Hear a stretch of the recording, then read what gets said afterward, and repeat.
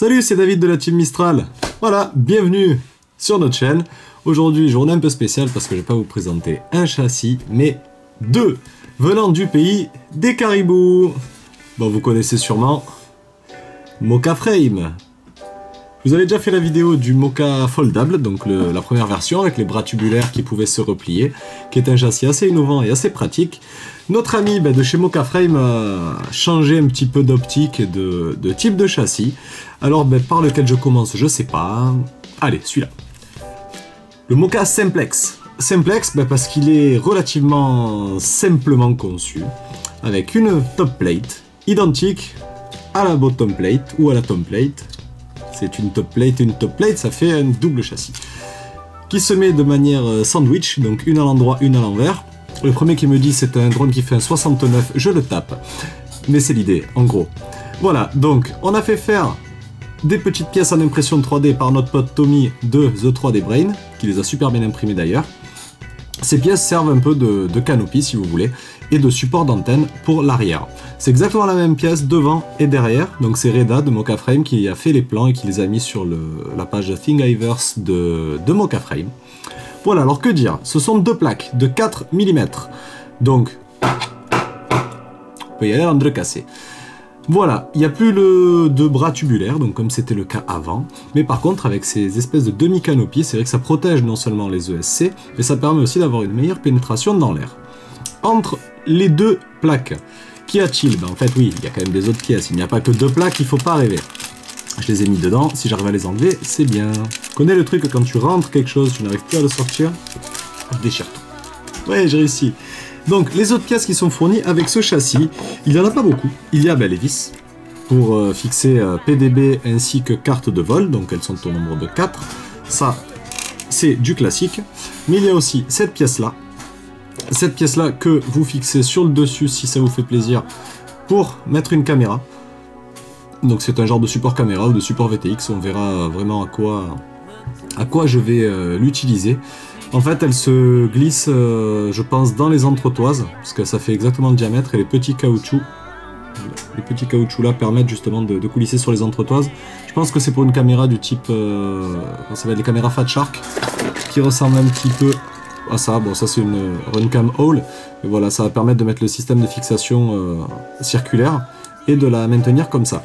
Autrement, vous avez ces deux petites platines là, qui servent de support à toutes les caméras standards du type HS1177 ou Runcam Swift. Moi j'utiliserai ça parce que je vais mettre une Runcam Swift dessus, qui pour moi est la meilleure caméra actuellement. C'est vraiment simple à régler, l'OSD c'est juste une petite prise, tu customises comme tu veux, tu mets ton nom, tu marques des conneries, dédicace à Petit Con 1 et qui a joué le jeu, Petit Con 2 c'est un tricheur. Voilà. Alors, que dire de plus? J'ai fait faire donc les petites canopies en me basant sur les plans de The 3D, sur les plans de Reda, qui les a mis donc sur le Thingiverse. Vous trouverez le lien dans la description. Toute l'électronique est protégée à l'intérieur, là il n'y a rien à dire. Au niveau angle de caméra, ça va, on a de la marge quand même. Il y a de quoi faire, donc je pense qu'on peut même la tilter à bloc de chez à bloc, ça sera pas mal. Je sais pas si je vais faire l'avant rouge ou l'avant blanc. Peut-être dans la logique, l'avant blanc, l'arrière rouge, comme les feux d'une voiture. J'aime beaucoup le support antenne qui part à 45 degrés, ça c'est vraiment pas mal. Alors oui, certains m'ont demandé est-ce que je pouvais mettre les moteurs avant par-dessus et les moteurs arrière à l'envers. Non, ça touche. Voilà, donc au moins c'est fait, ça touchera le sol si vous voulez poser, si vous mettez la batterie dessus, ou ça risque peut-être de toucher la lipo si vous l'accrochez par le dessous. Donc le but c'est d'avoir, ils sont les moteurs, voilà. Le moteur avant va être comme ça. Et le moteur arrière, même délire, il va être comme ça. L'intérêt en fait d'un châssis plus bas devant que derrière, c'est quand vous prenez de l'angle, en fait la traînée provoquée par l'hélice avant ne va pas perturber l'hélice arrière. Alors après, voilà, les problèmes de perturbation aérodynamique, etc. On commence à en entendre parler dans le milieu du FPV Racing. Est-ce que ça a une incidence étant donné la puissance par rapport au poids des machines? Je sais pas. Je vais le faire voler, on va rigoler. Parce que franchement il me plaît, c'est pas si lourd. Je vais vous donner le poids de suite du châssis à vide. Le châssis avec les deux petites plaques latérales, 1 et 2, sans caméra, sans rien, avec les canopies, je suis à 126 grammes et demi. Voilà, ce qui n'est pas très lourd. Certes, il y a des châssis à 70 grammes, mais les gars, lui quand tu craches, il est encore là. Et ça c'est cool. Voilà, bah écoutez, pour le montage, rien de sorcier, on va voir ce que ça donne. Et en fait, on va faire durer un petit peu le suspense, parce que le deuxième châssis, hop là, je vous le présenterai à la fin. Peace. David, tu vas monter quoi comme setup sur le Mocha Simplex? Eh bien, le setup du Mocha Simplex va être très simple. Des X-Nova 2206 2500 kV, des ESC que je vais découvrir avec vous, les Racer Star 25 A BLLIS, les MS25A, ceux-là, donc c'est du BLLIS et Racer Star, c'est sur Banggood, c'est pas cher. On m'en a dit du bien, si ça crame, c'est que c'était pas bien, si ça marche, c'est que c'était bien. Voilà. Caméra, ben, Runcam Swift, comme je l'ai déjà précisé. VTX, j'en sais rien, je vais regarder dans mon stock ce que j'ai. Oui, une PDB comme d'habitude. Matek, donc je vais utiliser le bec 5V pour alimenter la carte de vol si elle nécessite du 5V, et le bec 12V pour alimenter le VTX, comme je le fais d'habitude. Ça m'évite de griller des VTX en direct lipo, puisqu'avec justement le système de frein des ESC, ça arrive ben, malheureusement relativement souvent. Voilà, ben écoutez, let's go le montage. Oui, carte de vol, je vais remettre une kiss parce que c'est facile et le setup d'origine il vole super bien. Petite précision sur les nouvelles caméras Runcam Swift. Avant, je préconisais de les démonter, en fait, de les ouvrir et de coller le quartz qui est à l'intérieur, l'espèce de petit truc qui ressemble à un petit tube métallique. Je préconisais de le coller à la colle chaude parce qu'avec les mouvements, il se défaisait et il avait tendance à casser. Maintenant, c'est fait d'origine, il y a un genre de pâte translucide dessus qui permet de la maintenir en place. Voilà, donc plus besoin de s'emmerder à l'ouvrir, à part pour changer la platine arrière, donc je n'utilise jamais les fixations. Si toutefois vous voulez utiliser les deux trous, sachez qu'avec les side frames, sur le Mocha, c'est possible. Parce que vous avez exactement la bonne dimension, jusqu'à mettre un tilt de gros cochon quand même. Hein. Donc là, ça peut envoyer du pâté. Le châssis étant vraiment un lowrider, en fait, il donne pour fixer la PDB et la FC, donc des vis en M3/10, avec une légère petite rondelle transparente, juste pour espacer en fait ça fait quoi, même pas 1 mm, juste pour espacer pour pouvoir mettre la PDB, qu'elle ne soit pas en contact avec le carbone. Ensuite on utilisera les entretoises nylon classiques de 6 mm, tac, et la carte de vol par dessus, parce qu'en fait les entretoises du châssis font 22 mm, on a rarement vu plus petit sur un châssis pour du 5 pouces. Je suis en plein montage et j'ai une assistante. Coucou. Voilà, tiens, c'est une ESC. Bon, qu'est-ce que tu fais? Seul truc auquel il faut réfléchir quand tu montes ce châssis, contrairement à un châssis traditionnel, c'est que donc là, tu vas souder tes ESC des bras avant, donc de manière classique, tu mets tes ESC et tu fais passer. Il faut juste songer aux bras arrière, qui se mettent à l'envers comme ça, donc à les souder après. Ou le faire maintenant, mais là je vais mesurer en fait la longueur des fils à laisser pour les souder, et comme ça j'aurai juste à les coller au double face sur la plaque. Voilà, c'est un peu le seul truc auquel il faut penser, parce que du coup, bah, sinon tu te retrouves emmerdé à devoir souder une fois que la plaque est posée pour aller dedans, c'est vraiment chiant. Tu as accès, mais c'est chiant. Le montage avance et je dois dire que c'est plutôt fun. Franchement, ça a de la gueule. Mais vraiment de la gueule. J'adore l'antenne à 45 degrés, c'est vraiment génial. Et si je dis pas de bêtises, en mettant une antenne courte, risque peut-être de pas toucher les moteurs. Voilà, sinon on en met une longue et puis on la plie, on fait ce qu'on veut avec. Voilà, c'est bien réussi. Les canopies protègent bien les ESC, donc ils sont à l'intérieur. Hop, j'ai fait imprimer celle-ci en TPU et celle-ci en nylon. Le nylon c'est quand même bien plus rigide, le TPU c'est peut-être un peu trop souple, du coup on a un peu de mal à les adapter quand ça force, quand il y a quelque chose qui gêne. Donc bon, je vais mettre dans tous les cas un peu de scotch ou un collier de serrage pour que ça soit bien. Voilà, bah écoutez, je sais pas ce que vous en pensez, mais moi j'aime plutôt ce truc là. Voilà, ben là je vais configurer mes ESC avec une vieille NAS 32. J'utilise cette méthode en fait pour changer juste le sens des ESC. Et ensuite je branche tout sur ma Kiss une fois que tout est fait. Parce que j'utilise pas les ESC Kiss qui eux se paramètrent avec le logiciel Kiss. Tadam! Et voilà ce que ça donne une fois monté. Franchement c'est stylé. Je sais pas, il ressemble à rien d'autre que j'ai l'habitude d'avoir. Bon, il manque un petit support cam, histoire de mettre une GoPro ou autre, mais c'est pas un problème, on peut mettre des supports type Braindex, ou est-ce que j'en ai un quelque part? Voilà, rouge en plus. Ben voilà, il est juste parfait. Voilà, 2 colliers de serrage, et il ira nickel entre les 2 antennes. Donc il fait pile allez, il fait 1 mm de plus de chaque côté, mais en le serrant, ça devrait être parfait. Bref, revenons à nos moutons. Moka a fait un super boulot sur ce châssis, de par sa forme de profil, que du coup quand tu avances, tu n'as pas les turbulences de l'hélice avant qui passent dans l'hélice arrière. Donc c'est purement aérodynamique. On verra si vraiment ça a un comportement en vol qui diffère par rapport aux autres machines. Mon setup, donc des X-Nova 2206, 2500 kV. Les ESC, les nouveaux Racer Star que je vous ai montré tout à l'heure. C'est les MS, 25 ampères.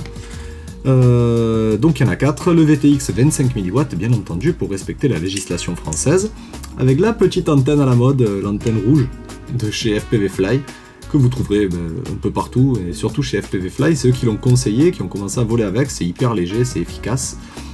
Vous remarquerez là-dessous que j'ai mis un condo, parce que maintenant je mets un condensateur sur tous mes montages. Voir l'utilité, vous expliquer exactement ce qu'il fait, j'en ai aucune idée parce que l'électronique, mes cours remontent à très longtemps donc j'en ai aucun souvenir. Par contre ce qui est clair c'est que les montages que je fais avec ce condensateur, au niveau des réglages ils volent plutôt bien.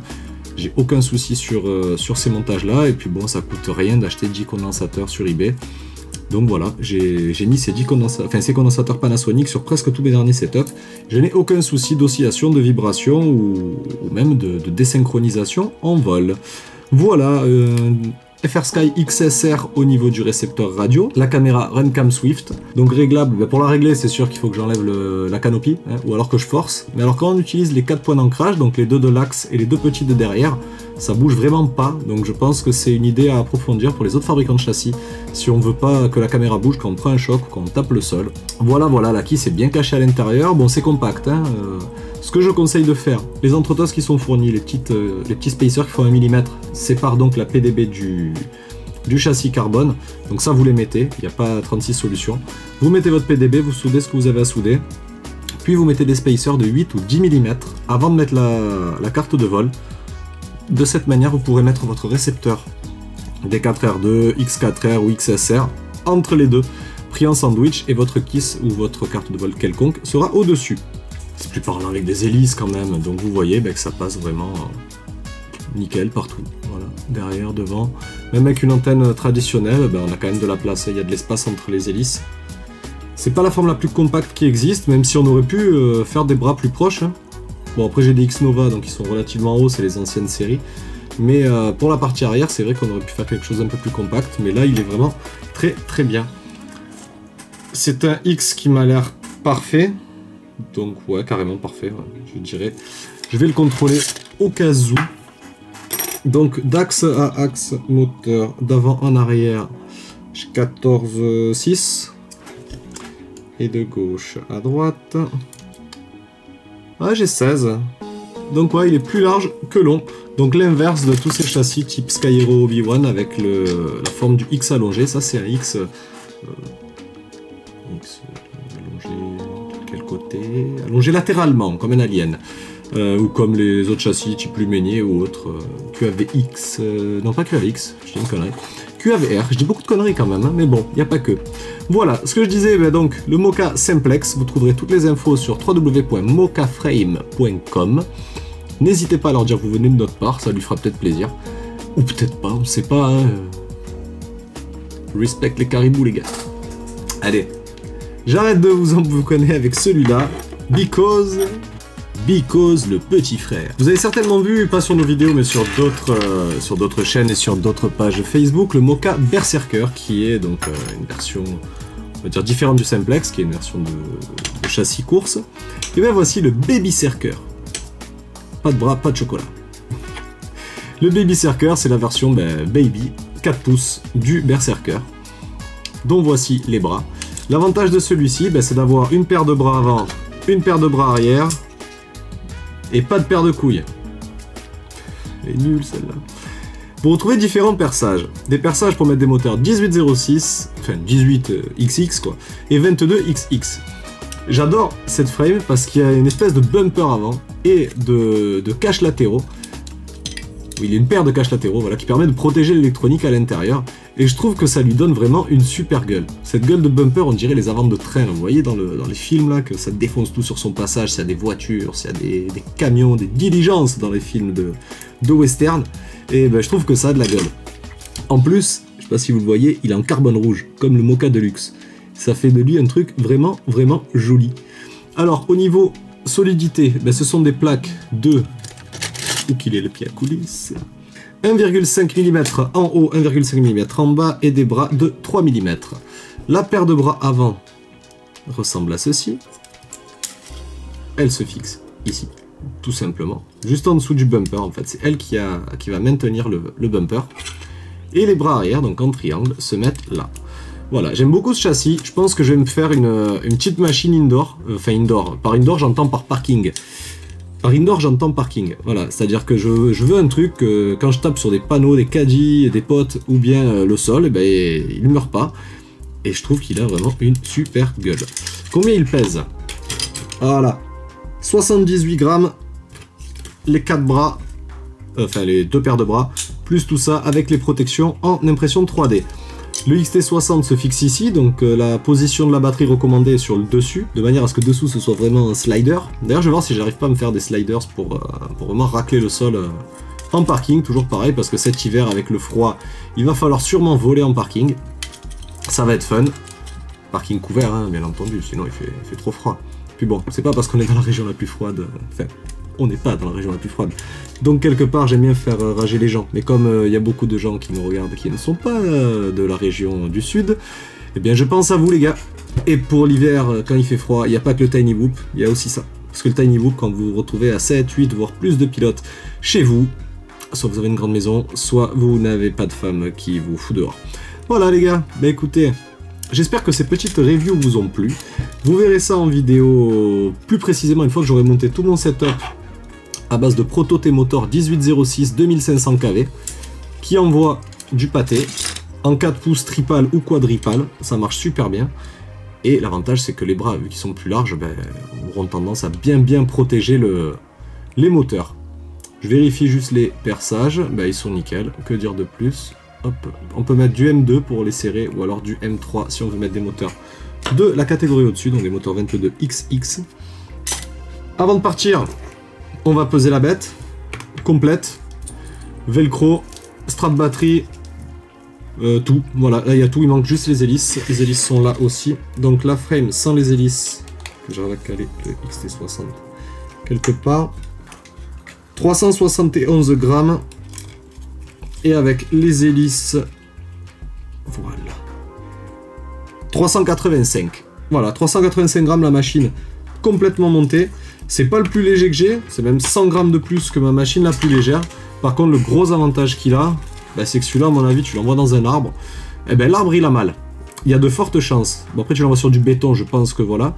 Mais quand on l'a en main, qu'on voit l'épaisseur des bras, du carbone et comment dire, la compacité du châssis, on voit que c'est loin d'être de la mauvaise qualité et que franchement, ben, je vais vite le configurer pour pouvoir vraiment le tester. Parce que c'est peut-être ça que je vais vous faire voler en parking en fait. Gros truc, un gros truc bien puissant et bien violent. Non, ça va être trop. Ça va être trop. Après, je vais taper plafond sol, chose qui m'est arrivée la dernière fois. Voilà les gars, j'espère que cette vidéo vous a plu. Cette fois-ci, c'est la bonne. Je vous invite à vous abonner si ce n'est pas déjà fait à la chaîne YouTube. N'hésitez pas à voir FPV Noob aussi, si jamais vous voulez en savoir plus ou que vous voulez montrer à des gens comment ça fonctionne et comment on débute. Mocaframe.com, le site à suivre, il y a d'autres nouveautés. Il y a pas mal de petites modifs aussi au niveau du Baby Circuit qui existe maintenant 5 pouces aussi. Et puis voilà, ben c'est des châssis qui changent quoi, ça change du châssis avec une plaque classique, une top plate dessus. Et puis ben, moi je trouve ça cool. Et puis le Canada c'est bien. Voilà. Les gars, à bientôt. Peace. Et puis franchement, il tue le porte-clés. Il vous observe. Mocha. Ouais, bon, ça va. Parce que je suis impatient. Et franchement, ça déchire. Il y a deux petits trous là. Sur le dessous, là, dans cette découpe oblongue. Qui permet de fixer le support de caméra, tu sais, pour mettre ta caméra avec le contour en plastique. Donc voilà, là j'ai mis une runcam Hall, voilà, qui est méchamment tiltée quand même, pour voler en parking. Bon, ça va 35 degrés, 40 degrés, ouais, ça va le faire. Donc voilà ce que donne la machine, bon, sans trop d'électronique, mais déjà avec les moteurs en place, c'est des 1806, c'est vraiment beau, enfin moi je kiffe. J'avais l'habitude du tweaker, et là c'est vraiment différent, pourtant c'est le même format, hein. Combien de diagonale? 180, tout à fait 180, donc ça reste un petit 184 pouces, c'est trop stylé. Je le trouve vraiment trop stylé. Allez,